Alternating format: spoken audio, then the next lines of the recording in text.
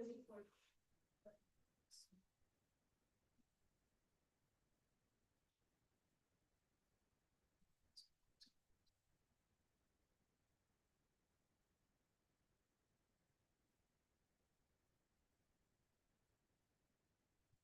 right, welcome everybody. It's 11:30. We'll get started with the pre-commission agenda. Nothing from me for President's report today. Are there any general housekeeping items or discussion of the meeting agenda from the commission? Madam President. Commissioner Pickering.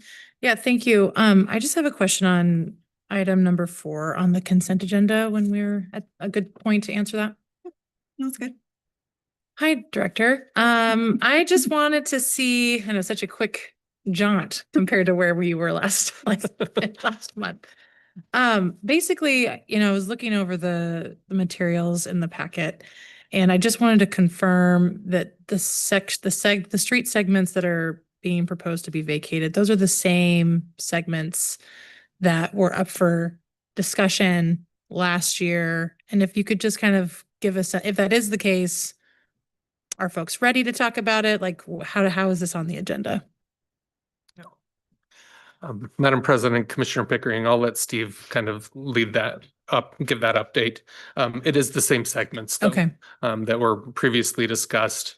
At the last hearing, there was direction to work through the easement process. And so that's what's been occurring since that time. And they have indicated they're ready to come back to talk about that. Steve, if you have anything else.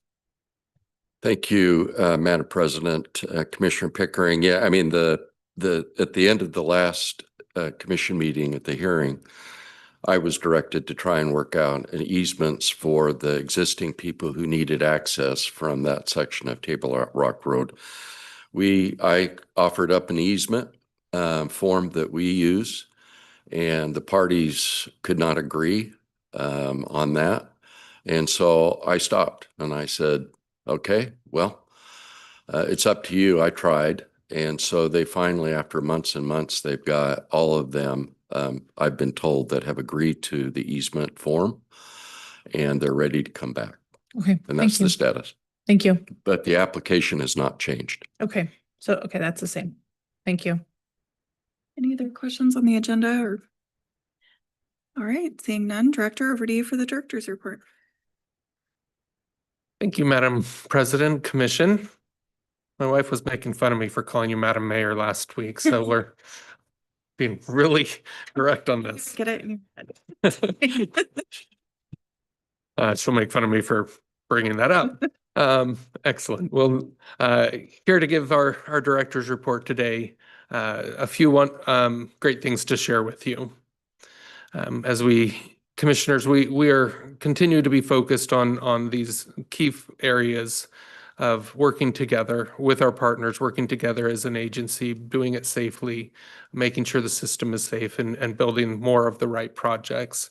I'm so grateful for the team who really embraces this and continues to ensure that we are constantly focused on that idea of building infrastructure for the public.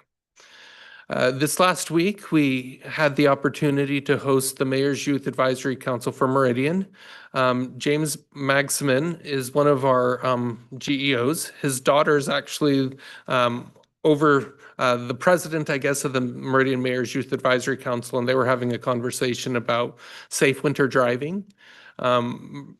James helped set it up that we had a vehicle there so they could see what it's like from the operator's perspective in terms of treating that. They could get in the vehicle, they could see the blind spots and be able to prepare and anticipate that better. So we're grateful for always that community outreach opportunity, but really these young people who are interested in making sure that we have that we're focused on the right things and from that driver perspective. Also grateful for our communications team, Emma and Allie, who also helped with some of that education of how do we treat and how do we respond to these things. Wanted to give just kind of a brief overview of last week's snow event. Ultimately, it ended up being minimal snow that was gone by midday, but this is what we were able to do in terms of treating that. We had crews out pre-treating where they could. starting at 10 p.m. the night before. Not everywhere we've learned you can't do that everywhere. Not the conditions have to be right, otherwise it makes it worse. And then the full crew was out by 5 a.m. that morning, and snow started arriving at 5:30, and we had everywhere done right around. By that like 9+ time frame, we had everywhere done at least once. And then we made some swipes back through. And so the crew was able to manage that. There's only so much you can do with a 1/2 inch of snow. But definitely we know that there was a lot of impact that happened, and people get used to that every single year. And we saw some crashes, but the team was definitely, it wasn't for lack of effort on the part of our team to address those things. We also had the opportunity to host the Federation of the Blind, the Idaho and Ada County chapters, to talk about our proximity actuated audible devices. These are a new requirement under the under PROAG that was adopted, that through our construction sites we have to have audible information to help direct people through the access route through a construction site. Sean Kelly is our ADA coordinator and is working very hard on this, has been working. We expect to see the first of these deployed on our U-Stick project coming in the very near future. But we had the opportunity to coordinate with them and talk about how these work to help hone our message and the way that the information is presented. So grateful for Sean for his hard work on this and making sure that we have good information out there for anyone trying to get through a construction site. Madam President. Commissioner Pickering. Yeah, thank you, Ryan, and thanks, Sean, for this. Great job. But I also wanted to share, yesterday I was at a external meeting, and a constituent that I hadn't met yet just came up to me unsolicited and was saying how they've noticed a huge improvement navigating work zones downtown, and whether that's through walking or biking or driving, obviously like from last summer or whatever in general. And so they just wanted me to know that they were really grateful for our team and being really mindful of that, especially for folks that aren't necessarily driving through those construction zones. So thank you. Madam President, Commissioner Pickering, we take it very seriously, and thank you for sharing that comment. We continue to make progress as we prepare for next year's chip seal season. We are 68% through pavement zone 7, 366 miles completed. The weather has been very helpful, and we're grateful to be ahead, but we're also seeing great opportunities to accelerate other areas that we may not have otherwise been able to do with the good weather. And so, but grateful for the team who continues to prepare. As we shared last year, pavement preservation is a 3-year process, really. There's that initial of where we crack seal everywhere on every street, and then we come in with the chip seal the next year and other treatments. And then there's that kind of follow-up. We also continue to be looking at where we can fill gaps in connection with that maintenance work that we are doing in sidewalks and other facilities. So there's lots of work happening. Our utility crews are out there fixing sidewalks and curbs and other things too. But great progress continues to be made by our maintenance team. The 5-year plan outreach we're 1 week in. Great input has already started to come in. You can see the number of new project requests we've seen, the number of comments on the map, a lot of feedback coming in and on specific projects. Always interesting to see kind of what's the emphasis from the public in different areas. And so that's just an update on where we are to date. Have a quick video to introduce you to one of our team members.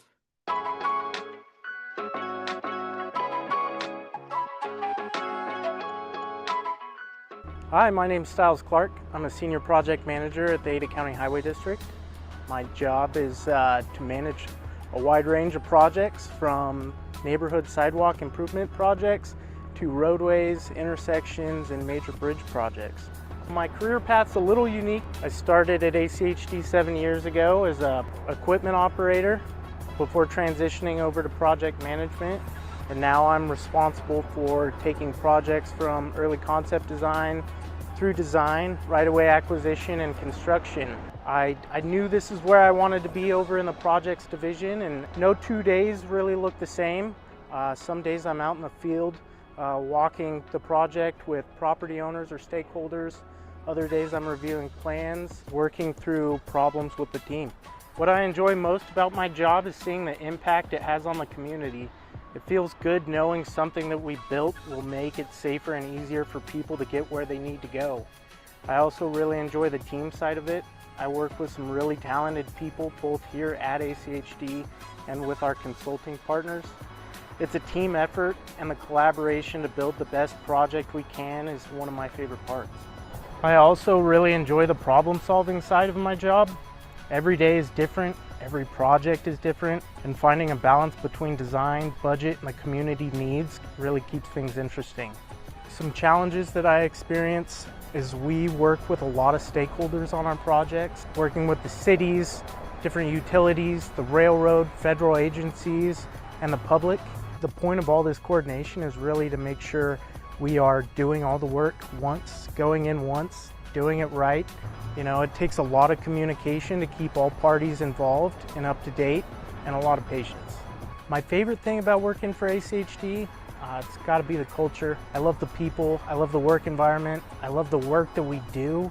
I feel like it really makes a difference, and just the feeling of having an impact, a positive impact on my community is really what I love the most, you know. Outside of work, I enjoy fishing and camping and spending time with my family.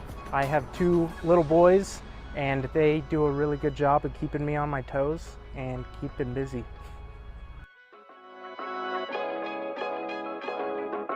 Commissioners, I'd love the opportunity to just share with you more about each of our team members. And these are great videos to help us relate with the public as well.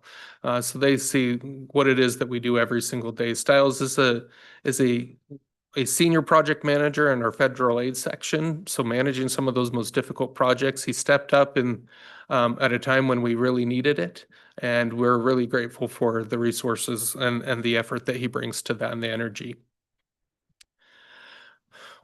Great news with regards to our Eagle and Lake Hazel project. We now have the signal up and running at that location. Huge project. This has been one of the largest construction projects we've had to date, and really in the history of ACHD, as we had to raise that intersection and raise the road coming up to that. So we're really excited about that progress. Still wrapping up some final things there, but the signal is officially on. You see here the items that are up and coming in the next few weeks. One of the things to just highlight, I reviewed our first budget adjustments yesterday as we're preparing for those, and some good conversations, some good topics as we've worked through some of the different challenges that we continue to face, but also some good news. So just a preview on that. You'll see the different items. We do have the joint meeting with the City of Eagle on the 17th that I just highlight. We'll be meeting here. They're excited to come and see the new building, and we'll have it all set up for that joint meeting. A few topics just to introduce. We'll be talking about kind of an introduction into ACHD, the 5-year plan, and then there's some areas where they want to talk about cooperation on some things that they're interested in and working on. So just to give you that introduction. With that, Commissioners, I'll stand for any questions. Director, are there any questions? All right, appreciate the report, and we'll be at ease until noon. Thank you.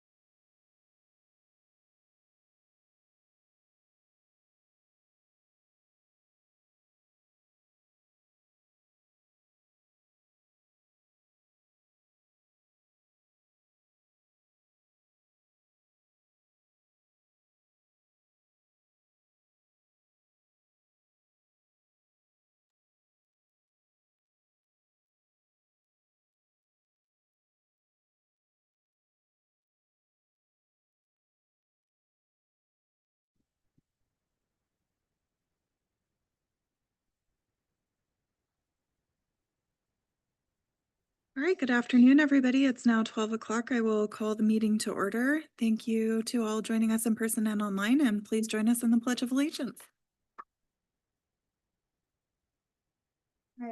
Allegiance to the flag of the United States of America and to the republic for which it stands, one nation under God, indivisible, with liberty and justice for all. All right, the first item is to adopt the agenda. Is there a motion? So moved. Second. There's a motion and a second. Is there any discussion? All in favor? Aye. Aye. Any opposed? Motion carries. Next up is the consent agenda. Items on the consent agenda are considered to be routine and will be enacted by one motion. There will be no separate discussion on these items unless a commissioner or citizen so requests, in which case the item will be removed from the consent agenda and placed on the regular agenda. All consent agenda items are commission action items unless noted. I don't believe we have any requests to remove any consent agenda items. Is there a motion? Madam President, Commissioner McKinney. I move that we approve the consent agenda as presented. Second. We've got a motion and a second. Is there any discussion? All those in favor? Aye. Aye. Any opposed? Motion carries. Next up is the regular agenda. We've got one item, which is the fiscal year 2025 financial audit. And welcome Jen Humphreys.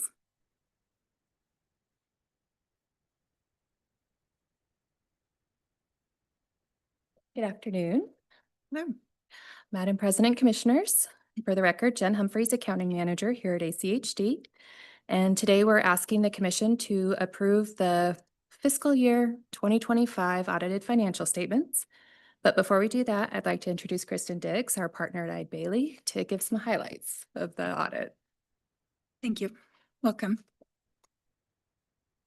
All right. Well, thank you for the opportunity to be here. Like Jen said, my name is Kristen Diggs. I am a partner with Bailey, and I oversaw the audit over the financial statements for the current year. I just plan on going through it super high level. So if you have any questions, please don't hesitate to ask. So as part of the audit, we issued 3 separate opinions that you'll see in the financial statements. The first one is on page 1 of the financial statements, and this is our opinion over the actual trial balance in the financial statements that you see here that was prepared by management. Based upon that opinion, it is an unmodified opinion, which is a clean opinion. So based upon the testing that we performed, we were able to get comfortable that the balances that you see here are materially accurate. The second opinion that we issued is on page 49 of the document, and it's the auditor's report on internal control over financial reporting on compliance. So this is if we would have saw any areas that had a breakdown in internal control. We go through, we perform walkthroughs if there were any significant or material audit adjustments that we would have had as a result of our audit procedures, any other deficiencies in internal control. This is where we would have the opportunity to talk about it. We did not have any. So this is also an unmodified opinion or clean opinion. The last opinion that we issued was on page 51 of the document, and this is our auditor's report on compliance over your federal funds. So on the schedule of expenditures of federal awards, you'll see 2 different programs that we looked at, or not that we looked at, but 2 federal programs that you have. The program that we looked at was the assistance listing number 20.205. This is one that we typically look at every year just because of the size related to the total federal programs. When we went through and took a look at it, we didn't have any compliance or control issues related to this. So that opinion 2 is unmodified or clean. In the current year, there was a new standard that was implemented. It's called GASB 101 for compensated absences. And so what this does is it looks at all the different types of compensated absences in governmental entities. And based upon the evaluation of them, typically you need to bring them on if they're more likely than not to be used. It did not have a material impact on ACHD's financial statements. And so, but it was implemented in the current year. So the numbers that you see related to the prior year, we didn't have to restate on that one. So everything was able to be rolled through in the current year. There was no adjustments as a result of our audit procedures. We did have one past adjustment related to the fair market value of the LGIP. And under the standards, what it says is that you're required to show the LGIP at fair market value, but essentially it transacts like a savings account. And so management elects to pass on this every year. And so with that, we just passed on a fair market value adjustment of $195,000 in the current year. So again, not material, just required to let you know about it. And with that, any questions? Any questions? Looks like we do Okay. not have any questions. Perfect. I will say the financial statements that you see here are prepared by management. They retain control of it, and all the staff and everyone at ACHD have always been awesome to work with. So we really appreciate working with them. Thank you. Thank you very much for your work and for giving us the overview, and Yep. yeah, appreciate the good news on this. Thank you. Thanks. Thank you. All right, do we need a motion on this? Okay. There, a motion to accept? Accept. Yep. Madam President, Commissioner Pickering. I move to accept the fiscal year 2025 financial audit as presented. Second. All right, we've got a motion and a second. Is there any discussion? All those in favor? Aye. Aye. Any opposed? Motion carries. All right, that moves us to discussion items and public communications. Do we have anybody in person or online who wish to speak to the commission? All right, seeing none, meeting is adjourned. We'll move into the post-commission agenda. Work sessions next door in the commission boardroom. So we'll just take a minute to get situated over there and see you all then.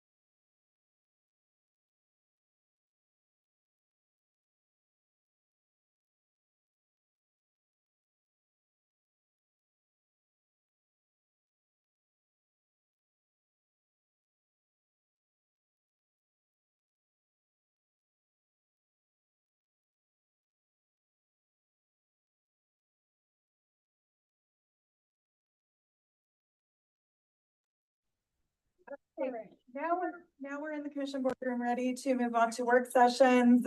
First up, we've got the ACHD Geotechnical Hazard Assessment Policy, the Hillside Policy presentation by Paige. Thank you. All right. Good afternoon, commissioners.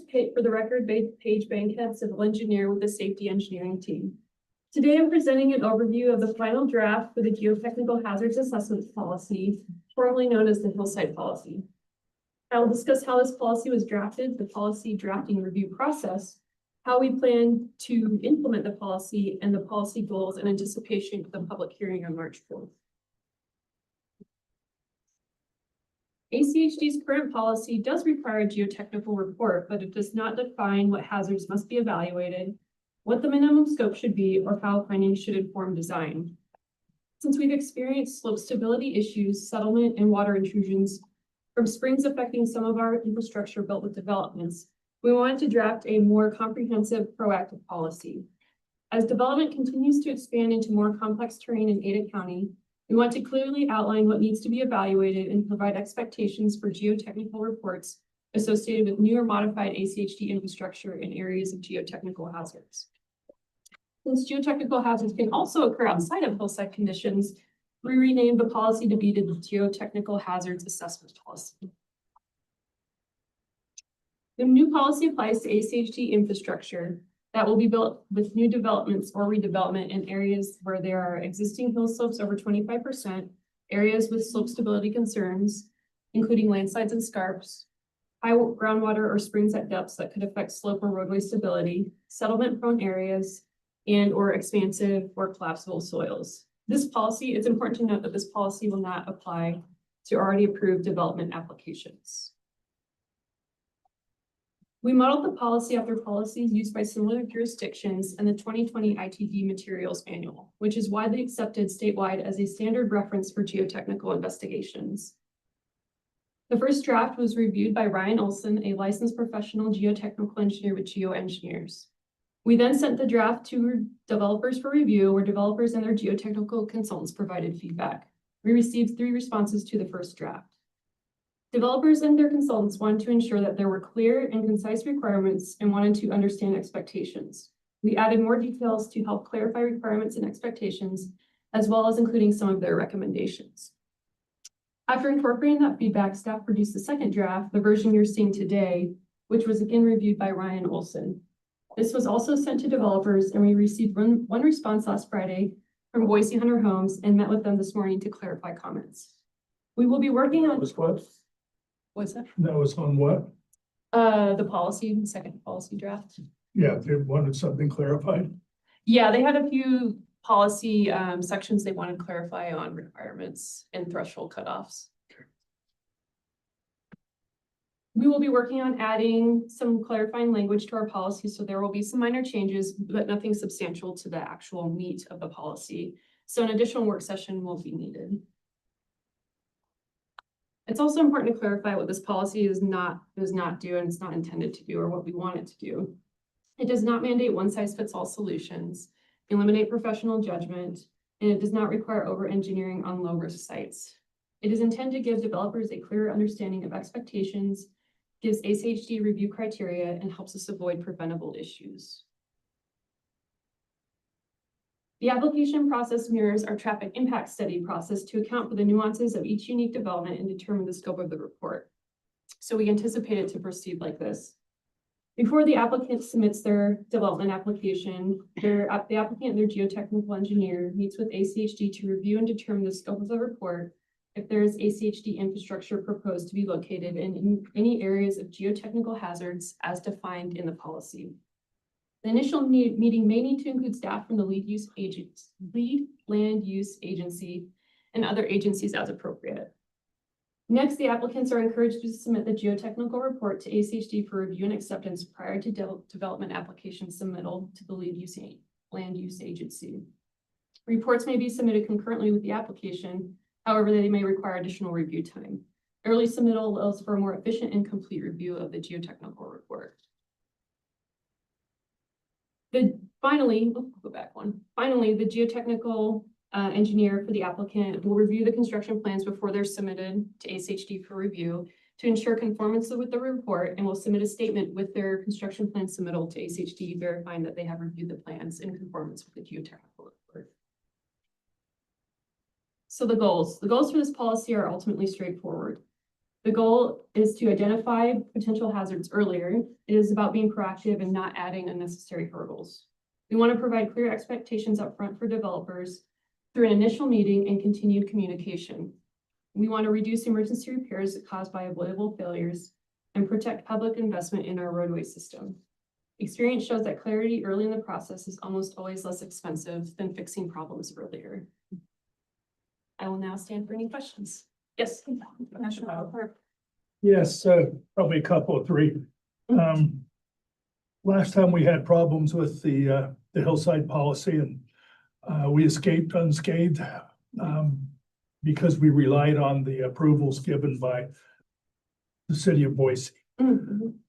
In these particular changes, are we assuming more responsibility for their decisions, or are we still relying on them to make the ultimate decision? Madam President, Commissioner Goldthorpe, we're ultimately asking for more details from the applicant's geotechnical engineer. So we want to replace we don't want to put that on us. We want to have them give us all the details so we can really fully review any potential hazards. Is, for instance, the city of Boise or Eagle or Star that have foothills in them, are they going to be taking a deeper dive as well? I think that's up to the individual land use agency. So at least we will, ACHD will for our infrastructure, but as far as the other lead land use agencies, we want to include them initially with the meeting with the applicant and their geotechnical engineer. So maybe that will lead them to be further reviewed or invested in this geotechnical report that we're requiring. Okay. Director, did you have a comment? Okay. Commissioner Pickering. Just a couple more higher level questions, Paige, because I think obviously I don't want to assume, but I don't think much of us on the commission are experts on geotechnical aspects of these types of reports. But so could you explain what types of considerations would be in those geotechnical reports that are different from what we've looked at in the past? And then what are some examples of those emergency repairs that you're talking about and want to avoid? Because I think some trends would be helpful to better understand. Yeah, Madam President, Commissioner Pickering. So types of things we're really looking for. I with the development review process, I've not personally reviewed the geotechnical reports. So I worked in conjunction with development review to see what we really needed. But I know at least for this, with this policy, we are really outlining, okay, we really want slope stability analysis for these certain situations. We want you to look at settlement or potential groundwater issues where we might encounter it. So I think with this policy, we're really directly giving them bullet points, where our previous existing policy was more just like a general scope. And then what was your second part of your question? Examples of some emergency repairs. Yeah, so I know, okay. Madam President, Commissioner Pickering, we've obviously had a few more notable issues over, Altavia being one of those situations where we saw something. We have a couple that are pending still that we've been looking at and developments in the foothills where we've had some challenges. What this allows us to do is to ensure that that there is a geotechnical engineer who is certifying to us that where these things are happening, that we won't see those issues. If they do know that there will be some issues, we may not accept them as public roads. And I think that's really the question. Like in the situation of Altavia, perhaps had this been in place, we may not have accepted it as a public road to begin with. And so those are kind of the areas where we're trying to ensure that we have good information, have experts who tell us that this is good to go, so that we can then certify that we can then move forward with that.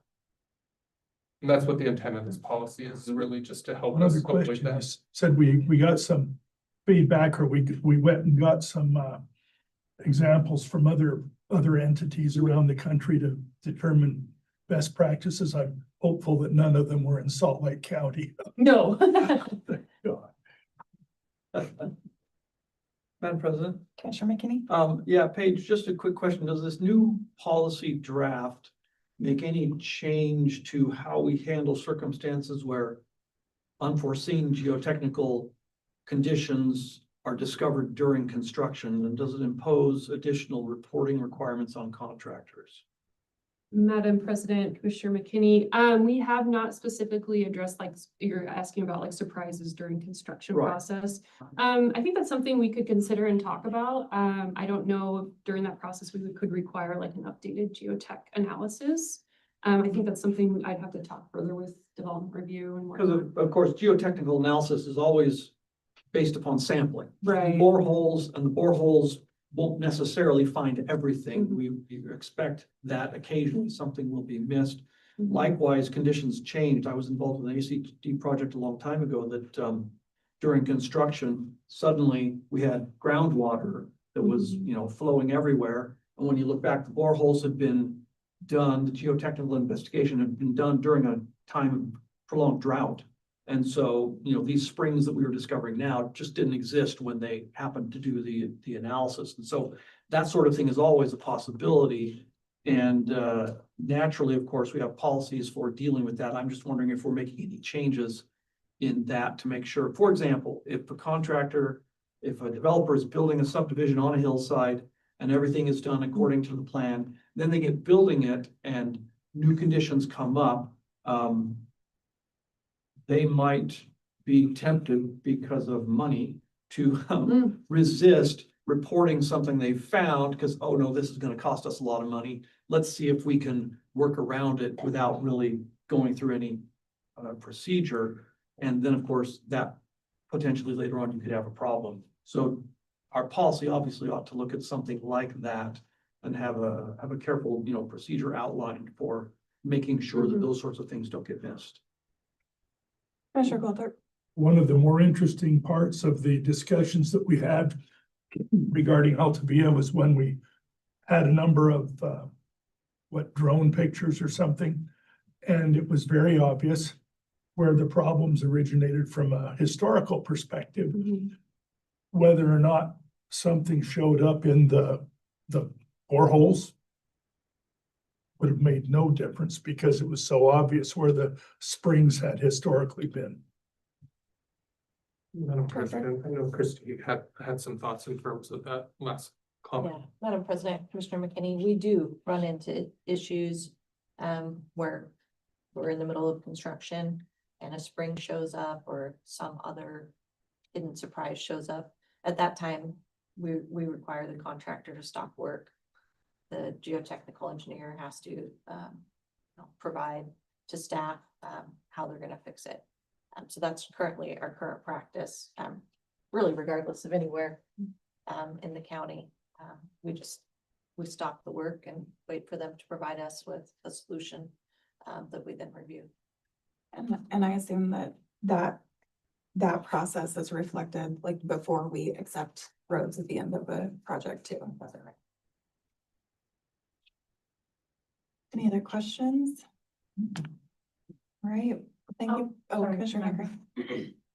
Paige, with the city of Boise's resolution last week in not having projects in like their, it's not really clear to me if it's like area of impact or adjacent to it or what that means with the county, but obviously like that's a huge chunk of the footprint.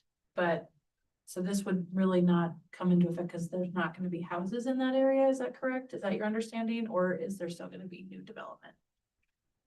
Madam President, Commissioner Pickering, as far as I understand it, I believe Ada County could still allow development. Is that correct? Okay. Yeah, All right.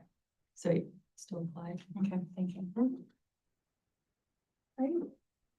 Thank you, Paige. Thanks for you and Christie, all your comments, and look forward to the hearing date. Thank you. All right, next up, we'll have an executive session. We'll wait for folks to clear out. And then we'll see everybody next week. I'd like to see you. Julie.